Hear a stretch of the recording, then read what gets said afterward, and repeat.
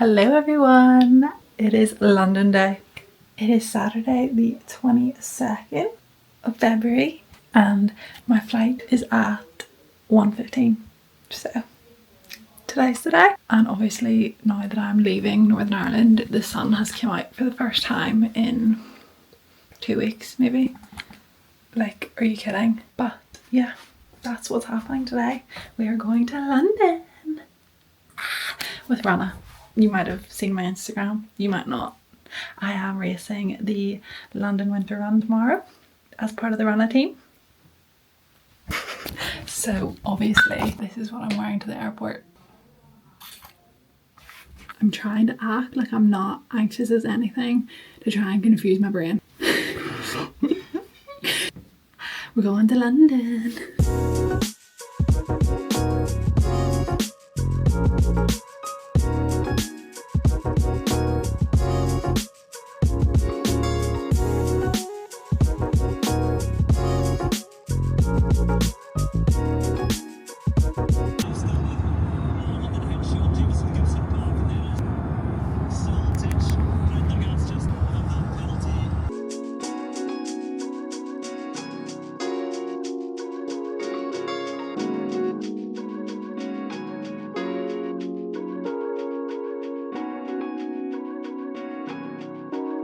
Oh my goodness guys, the TV's on so the lighting is changing and everything right now, but I'm here. I am officially in London. We made it. I'm waiting on a pizza and pasta, all the carbs. Scared, terrified actually. We're literally in the centre. Oh, I'm blue. I'm blue. We are literally in the centre of London. Like last time I was here, I stayed in Canary Wharf, so I felt like ages away. Now we're in the centre of it all. It's so busy. Let me show you my outfit. So I am wearing pink tomorrow, obviously wouldn't be like me if I wasn't, and I'm trying out my brand new flip belt. It is a bright pink. I tried my mum's black one on the other day on the treadmill and I really enjoyed it. Like I could barely even feel it on. It felt like I was running with nothing. My hands were free, everything, it was fantastic. So I got myself a hot pink one.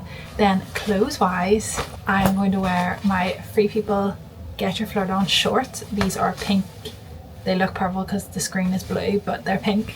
And then I'm going to wear my Define zippy jacket. Anyways, that's what I'm doing right now. I'm waiting on a pizza and a pasta and sweet potato fries. And the room's tiny. Let me show you. This is literally it. There's a bed and there's just about enough room to move.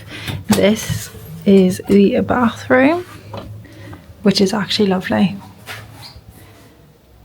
Like this green tile moment, stunning. And then out here is London City. So yeah, there is a balcony outside, but I'll maybe show you in the morning. And yeah, that's it. I am low-key terrified about tomorrow. I'm terrified. It's fine. It'll be fine, but it's just making me very nervous. And it's gonna be a long day because after the race I have to then go back home. It's a quick turnaround. I'm literally only here for 24 hours and I'm out of here. It's race day tomorrow. Terrifying, but I'll see you then guys. Okay, I'll probably see you whenever I'm doing my hair. I think I'm going to do the bowl braids that I did in my last race vlog because people love them, I love them, so I think that's what we're gonna do if I have time. I'll see you then. Bye.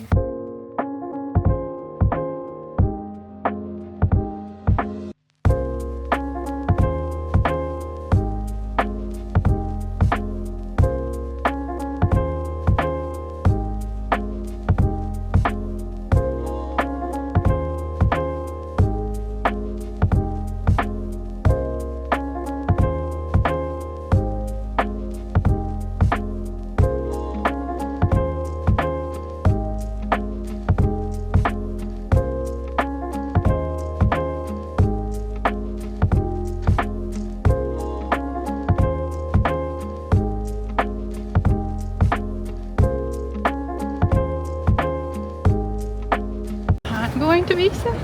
I'm gonna book. I'm actually gonna book. That's the first wave, is it? Oh no! I'm going to book. Woohoo! I just ran the London 10K. Let's see how it went. Let's go. 1K, 6:13. 3K, 5:55. 3K, 5:57. 4K, 6 minutes. Just got laughed by a dancer. 5K, 6:05. Nearly. I'm halfway. 6K, 6:23. 7K, 6:37. 8K, 6:20. 9K, 6:39.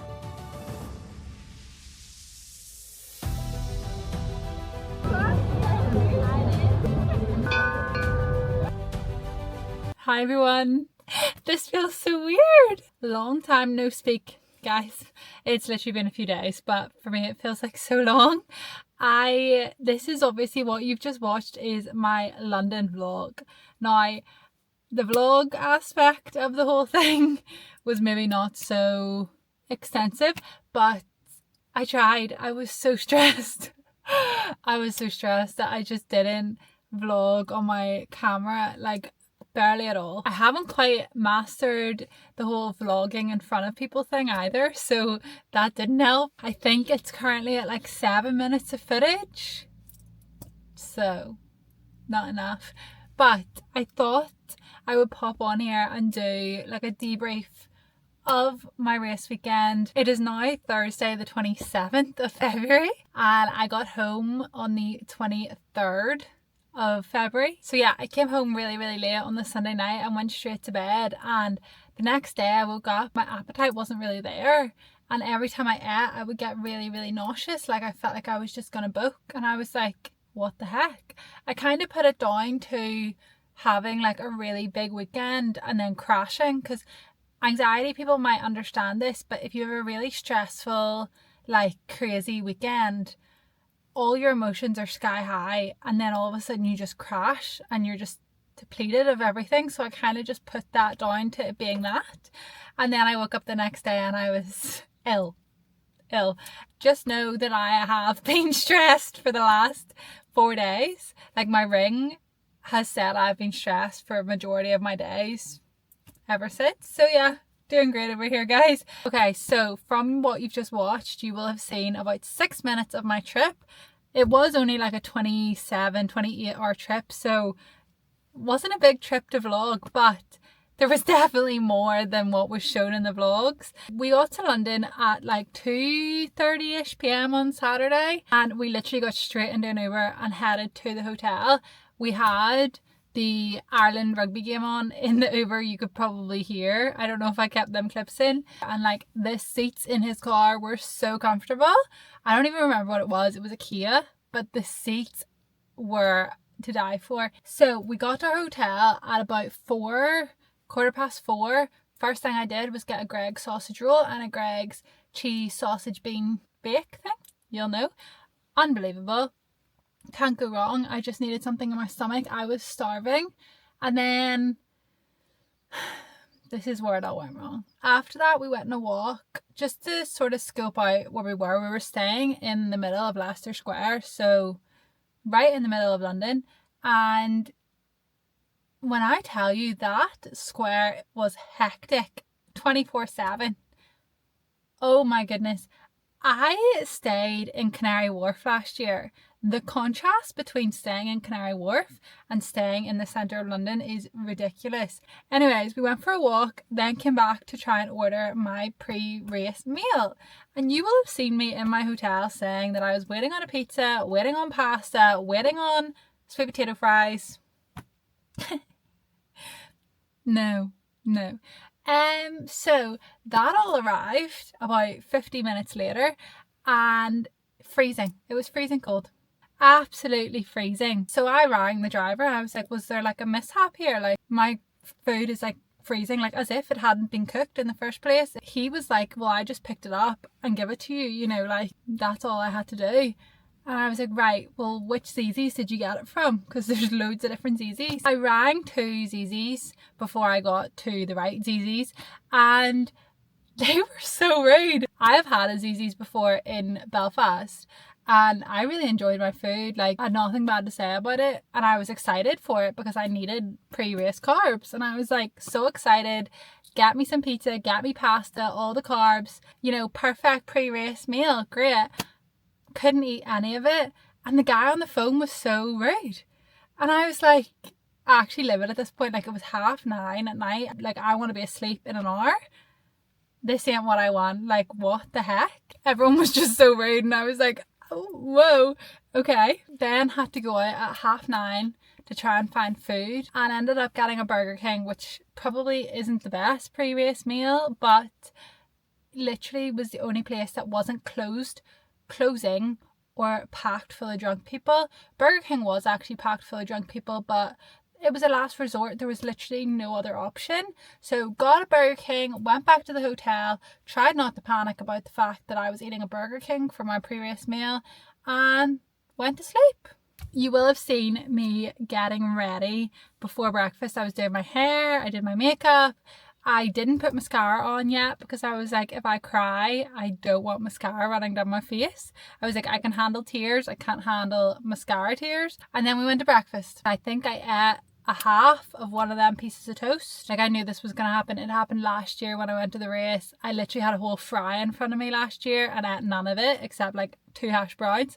This year I was like, right, I'll just make toast and banana. I eat toast and banana every morning, you know, like, stick to your routine. No, it actually didn't matter how many times I've eaten toast and banana before a run. My nervous system could not handle that. Like, every bite I was like, I'm gonna be sick, I can't chew this, it's not going down. All I was getting. So then I went back to the room, I got ready, I put my mascara on after I cried. I did cry a little, just a little. Anyways, put my mascara on, and then as soon as my mascara was on, I was like, right, no more tears. Put my mascara on and I was ready to go. Now, saying that, was I on time? No. Do you want to know why? Because I forgot how long the queues at these races are. I have been so lucky with the last 5 races that they're quite small races and there's not really queues for the toilets. And if there is, usually it's like 2 people in front of me. Did I forget that this race had 25,000 people trying to all use the same 100 portaloos probably? Yes. And then all of a sudden I had to go to my race pen. So I didn't even get to go to the runner stand before. I was like, I'm going to need a pee, especially because the start line is like a 20-ish minute walk in like a starting pen. I knew that from last year. I was like, right, you have to be prepared to stand for like 20 minutes. So I was like, right, pee before, I'll see the runner people after, you know. Now, what I didn't know is this year they put toilets on the course. There was toilets about 5k in, which I didn't see last year. So that was a new addition. I actually feel anxious reminiscing this weekend. It's a joke. But the race was as good as I could ask for. For the first like 5k, I knew the race. Like, every time I like went around a corner or anything, I was like, I recognize this place. Like, I've ran here before, which was quite comforting. I was like, right, okay, you've done this before, you know? And I was speeding. That is probably where my problem lay. I went out too fast. I feel like I'm not in the center of this camera at all. Is that better? That's better. I went out too fast. Usually I'm not that guilty of that. Usually I go out too slow because I underestimate my ability and then I go faster. But I wanted a PB in my head. I wanted a PB, so I went out fast and it was maybe too fast. I burnt out too soon. But at 5k, I got a PB. Now, I did not know at the time that this was a sub 30 PB. If I had known, trust me, I would have been a lot more hype in the video. I had no clue that I got a sub 30 PB. I thought I got a 30-minute something PB and I was chuffed with that. I was chuffed. My outdoor PB was like 31 minutes something. My indoor PB is 28 minutes 58 or something, but it's a treadmill. I want that PB outside. So this is the closest I've got to that. I think it was 29 minutes 50 something. I don't know. But it was sub 30 and I had no clue. And then I dropped off the bandwagon a little. Probably too much. That is the only mistake I kind of regret making. I think I seen the sub 60 slip away from me at about 9.5k. I seen the finish line and for some reason it wasn't getting any closer. And I was like, what is going on? And then my watch hit 10k and I was still 300 meters away from the finish line. Probably sprinted too late. If I had sprinted sooner, my 10k would have been shorter, obviously. But I thought the finish line was so far away. I was like, right, I've still loads of distance to cover. And I know I probably should have just started sprinting as soon as I seen that finish line. Yeah, I got 1 hour, 2 minutes and 13 seconds. My 5k was 29.49. Like, I'm actually still really happy with my PB. But I am now on the mission for a sub 60. I know I have it. Like, I know it's in me. The fact that I know that is mind-boggling to me, because 6 months ago, there would be no way in hell I would be confident in saying I have a sub 60 in me. I would not believe that whatsoever. You're telling me I'm 2 minutes away. By the way, I walked around London for about 3 hours, 4 hours after that in agony. When I tell you I was in so much pain, I thought my leg was about to come out of its socket. Like, for some reason, agony. And I don't know why I'm saying for some reason. It's so, like, it is totally because I did not warm up properly. I did not cool down at all. Then we got back in an Uber back to the airport for a delayed flight, just to top it all off. So we were in the airport for maybe 5 hours, maybe, I'm not sure. Anyways, now that we're up to date, I do have a half marathon now booked. Guys, I know. A half marathon reached out. I said yes. It's happening. I want to prioritize my 10k still for a bit. Like, I want a sub 60. I'm determined to get a sub 60. And that's just my priority right now. That's what my goal is until May, I believe. And then in May, I'm going to start training for my half. The thing that is keeping me sort of sane is that I have done a half marathon before and it was the worst half marathon I probably could have picked in this country. And the one I'm doing is still in this country and it is apparently a really good one. And it's apparently relatively flat, especially in comparison to Hillsborough, which I did last year. Never again. That is currently my race schedule plans. I do have a race next week. Obviously the one that was postponed from my last vlog, it's next week. So I have one more race and then I have a big gap between that and my half marathon. Oh, another thing I will be very truthful about. My 90-day challenge that I was doing, I say was doing for a reason. For the last week or so, it's been a write-off too. The week before I left for London, I think it wasn't happening. My anxiety was a bit too... I was a bit too in my head and I just procrastinated like all of it. I still obviously did my runs, was trying my best to read, I was blah blah blah. I didn't go on my walks, which didn't help anything because my walks have been so good for my mental health. Like, I can't even tell you how different I was feeling whenever I was walking in the mornings. And I just completely put that out the window because I was too anxious. And I was like, yeah, but this is just proof of you cannot let your mood dictate your movement. Because everyone said it with me, movement changes your mood. So you cannot let your mood dictate your movement, because movement is the reason your mood will improve. If you wake up in a bad mood and you go and do some movement, your mood will improve. Yeah, so I will be continuing to go back to my 90-day challenge next week or the end of this week, however long it takes for me to feel comfortable in doing all that again. But I was not going to put my body under more stress, even though I was already stressed. Listen, it's not the end of the world.